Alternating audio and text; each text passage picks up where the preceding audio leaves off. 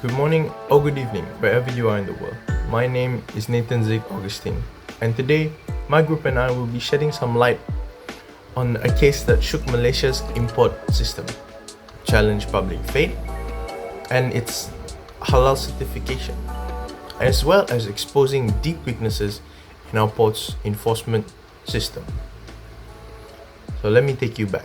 The year is 2020. A fake halal meat scandal has broken out, centered around Johor Port, which involved illegal meat smuggling disguised under halal labels. Shocking, right? As we all know, Malaysia, an Islamic state, is a critical maritime hub in Southeast Asia, with such ports as Port Klang, Johor Port, and Tanjung Pelepas are vital trade logistics into the country, not only for logistics, but for food imports as well. Thus, this is where the problem occurs. These ports rely on custom authorities to manage border security, regulate goods, and most importantly, protect national and religious integrities. But what happened? How could this system fail? What happened when corruption slips through? When the authorities meant to protect us turns a blind eye and counterfeits goods evades the gates and enters our country. With that all being said, this presentation will explore how the scandal happened, the gaps exposed in our own customs and halal insurance system, and as well as how Malaysia can recover its own reputation and gain back public trust. The lessons here go beyond just enforcement. They affect religious values, consumer safety, and even our own economic credibility in the global scale. With that in mind, open your ears, pay attention, and if you may, like and share this video, spread it around, and make sure people are aware of how our own custom system has gone a long way to improve since this scandal has broken out. That is all from me. I'll pass it on to the next and hope to see you at the end of this video. That's all from me.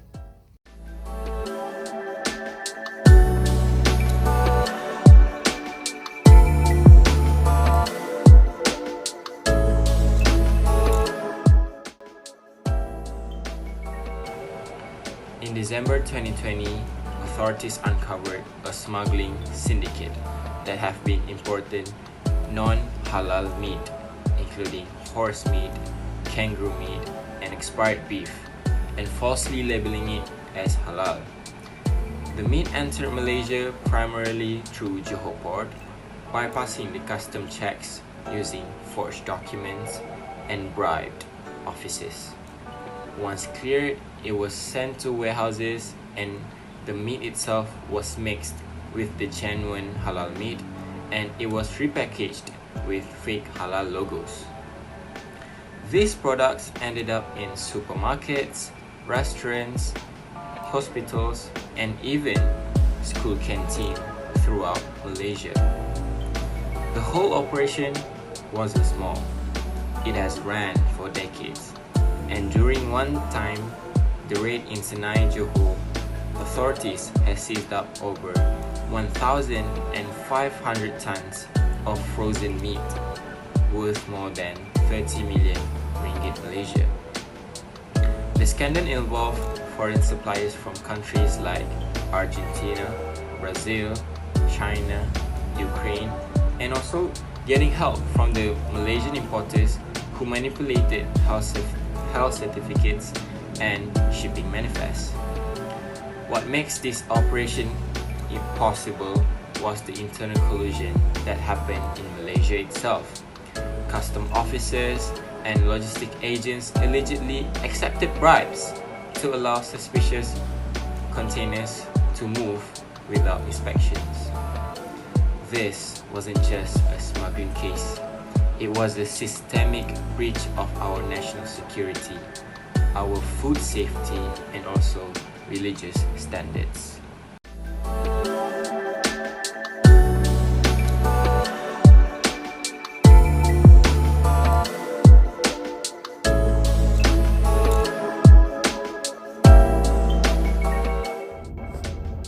Thank you for elaborating on the previous part. My part will be on the causes or what actually led up to this happening for decades without actually being known or noticed. And my name is Yves Jean-Paul Louis Mcock. So let's get right into it. Over the years or the decades that this has been happening, there's many issues that actually led up to it, but we've broken it down into the main points or the main issues that actually led to this happening for years. So the main point was the deep-rooted corruption or collusion, others might say. Firstly, the custom officers and the import agent had years of experience, and due to that reason, having years of experience, they were actually really lenient with one another on their ethical standards and their operation ways, and also even the verification of the consignment itself was very lacking in standards. So what happened is, due to the fraudulent consignment coming in over years, one agent will relate to the custom officer, or the custom officer would relate to the agent and be like, oh, let it go, let's do this and this. So it was easy for them to actually collude with one another over the years.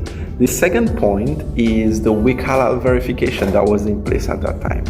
So as stated by Jakim, the custom staff had no proper tool or no proper training to actually identify the authentic certificate of halal with the fraud certificate of halal. So what this means is they would just see the certificate and glance and they would think it's authentic without actually going into detail or doing stringent screening on the certificate to ensure that that certificate was the authentic one and the actual product coming in from that certificate actually met the international standards. So that was the second issue. The third issue is the reliance on paper and the lack of inspection itself. So due to relying on paper, yes, the port is partially digitalized, but they still focused on paperwork. Many of the operation relates with paperwork, and due to the relation with the paperwork itself, it became easy for paperwork to be forged. Example, as others may say, the certificate itself was easy to be forged. And also when it came to the consignment coming in, they would forge the paperwork saying urgent and perishable goods. So what this would do is that custom would actually speed up the process of clearing that consignment, and in doing so they would skip the screening or opening or checking up that proper process. So what this led is actually the cartels found this to be a loophole whereby they actually used it for them to actually speed up the process and do it on purpose at times even to make sure that their consignment goes in without any trouble. The fourth point is agencies' independence or not working hand in hand together, right? So there's three main agencies that we're going to look at is JAKIM, Custom and Health Authorities. So at that time, they did not have any real-time database sharing. So therefore, no alerts were being raised when suspicion was seen or noticed. Therefore, this allowed it for not having any real-time analysis of consignments that would raise a red flag or alert. Hence, this led to data not being shared and not actually being strong enough or depending on one another to actually stop or prevent this from happening. And this went on for decades until it was found recently in 2020. And for the final point, profit motive. Of course, money drives people to do a lot of things, and in this case, meat being directly related with the F&B industry has a high profit margin. Therefore, the monetary motive behind it was very high. So therefore, they could invest a lot of money and get higher proportion out of that investment, and that allowed them to keep going. Also, the money motive went to bribing or giving money so that the consignment will go in faster, and also just hush-hush money, as some would say. But over the years, this have been proven that it is worth a lot of money, which we will see later on. So thank you for listening. Now I'll pass it on to the next person.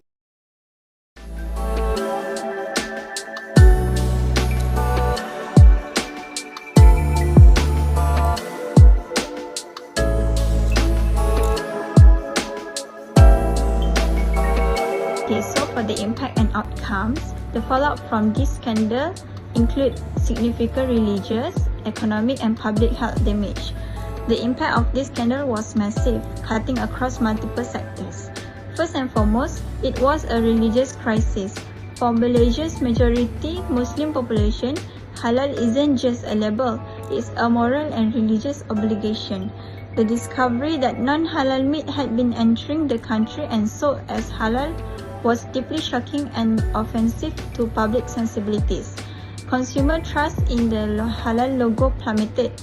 Many stopped buying processed meat products altogether or only bought from known or trusted sources. Some even questioned JAKIM's credibility as a certifying body. Economically, legitimate halal meat business also suffered. Consumers became cautious and sales dropped even for honest suppliers. Some companies were unknowingly involved in distributing counterfeit halal meat and faced reputation damage and legal action. Globally, Malaysia's reputation as a halal hub suffered. Other Muslim majority countries that import from us began questioning the reliability of our certification system.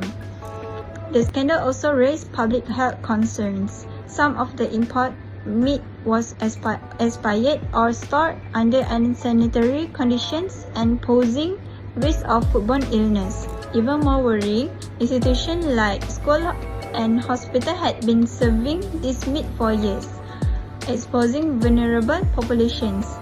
The aftermath revealed a governance crisis. This wasn't just smuggling, it was a systematic failure of custom, law enforcement and food regulation. That's all. Thank you.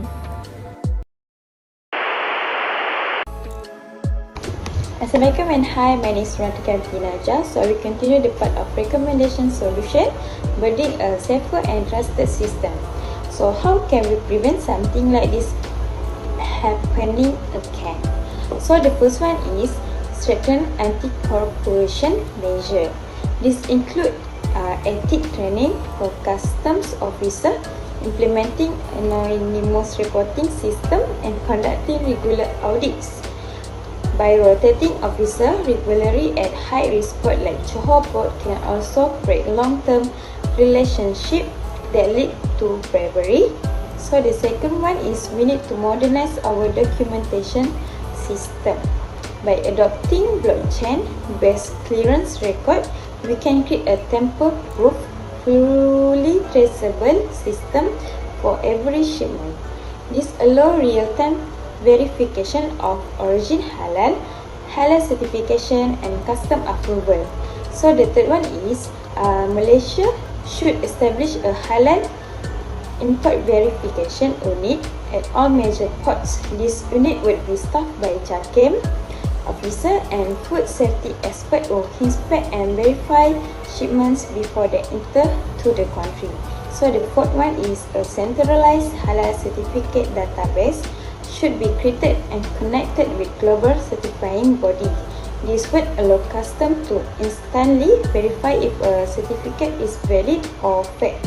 So the fifth one, we must empower consumer by adding the QR code to all meat packaging. Customer can scan and view the product details, origin, halal status and clearance history. So the last one, we need to raise the awareness. Do a public campaign, should educate retailers and consumer about the risk of uncertified meat and how to report the suspicious good. That's all. Thank you.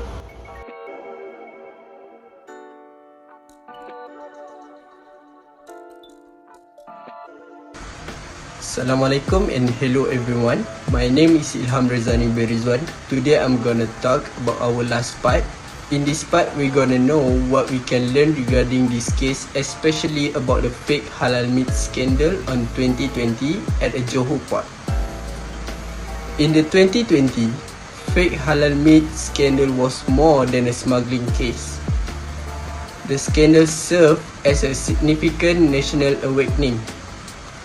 It exposes how corruption outdated system and poor coordination can compromise not just the economy but also the public health, religious value, and also the international credibility.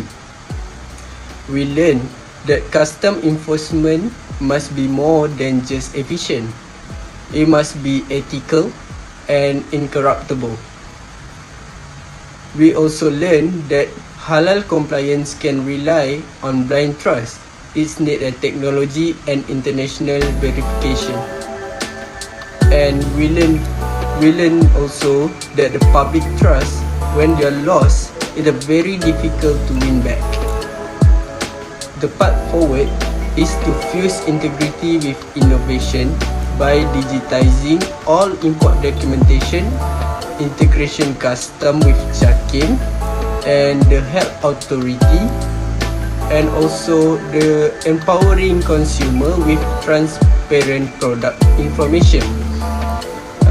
We can restore trust and lead the halal industry forward. This scandal show us the cost of complacency, but with the right reform. And trust me, Malaysia can be much stronger and once again be seen as a global standard for halal trade and food safety. That's all for me. Thank you so much.